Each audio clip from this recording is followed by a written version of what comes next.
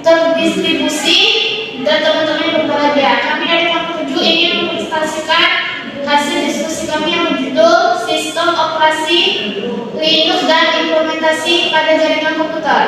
Baik, sebelum itu saya akan memperkenalkan anggota kelompok. Perkenalkan nama saya Ustazah Luas sebagai moderator dan rekan saya. Kenalkan, nama saya Kalista Jania, materi terakhir. Dan saya Muhammad Anwar sebagai pemateri kedua. Dan saya daripada Yunus sebagai pemateri pertama.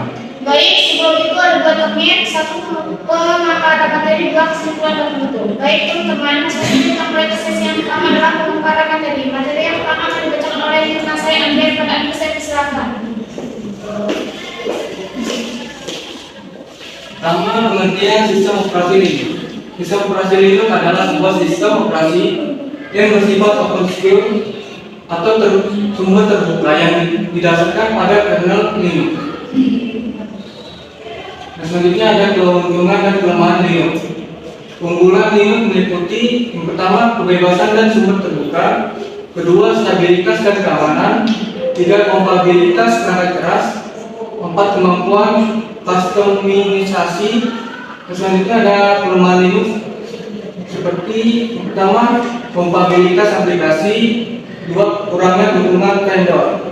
Selanjutnya akan dibacakan oleh Anda. Materi selanjutnya distribusi Linux yang populer. Ada beberapa distribusi Linux yang populer dan sering digunakan, antara lain yang pertama Ubuntu. Ubuntu adalah distribusi yang sangat populer dan mudah digunakan.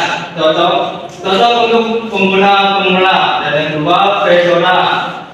Distribusi yang berfokus pada kestabilan, keamanan, dan penemuan teknologi baru. Dan yang ketiga, CentOS.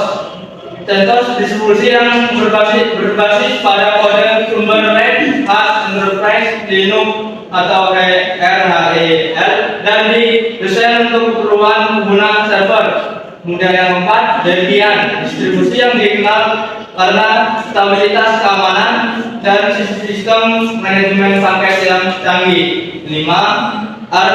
Linux. Distribusi yang dirancang untuk pengguna yang lebih berpengalaman, mengutamakan kecepatan, fleksibilitas, dan pemeliharaan manual. Dan selanjutnya konfigurasi jaringan pada Linux. Yang pertama, pengaturan IP address. IP address adalah alamat unik yang diberikan pada setiap perangkat dalam jaringan. Kemudian yang kedua, pengaturan subnet mask. Subnet mask digunakan untuk memisahkan jaringan ke dalam beberapa subnet. Di Linux, pengaturan subnet mask dilakukan bersamaan dengan pengaturan IP address. Kemudian yang ketiga, pengaturan gateway. Gateway adalah suatu perangkat menghubungkan jaringan lokal dengan jaringan eksternal seperti internet. Kemudian yang keempat, pengaturan DNS server. DNS server atau domain sistem server bertanggung jawab untuk menerjemahkan nama domain menjadi alamat IP di Linux. Pengaturan DNS server dilakukan dengan mengkonfigurasi file resolve.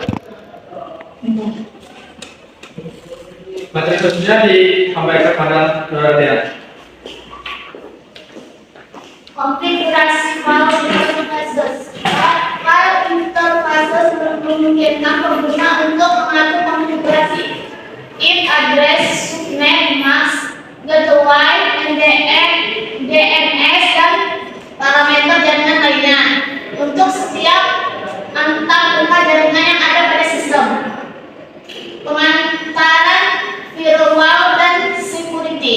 Linux menyediakan berbagai alat dan utilitas untuk mengatur firewall dan keamanan jaringan. Salah satu yang paling umum adalah Iftabas yang memungkinkan menggunakan untuk mengatur aturan firewall untuk mengontrol lalu lintas jaringan. Selain itu, ada juga alat seperti UEFI atau Uncomplicated Firewall yang menyediakan antarmuka yang lebih mudah digunakan untuk konfigurasi firewall di Linux. Terminal dan shell pada Linux. Terminal adalah antarmuka teks yang memungkinkan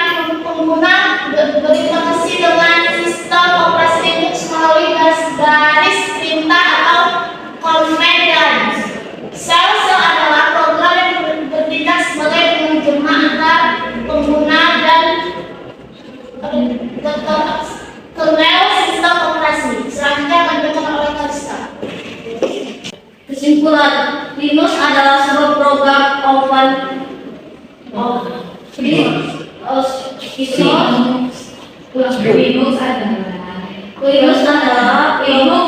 Linux adalah sebuah program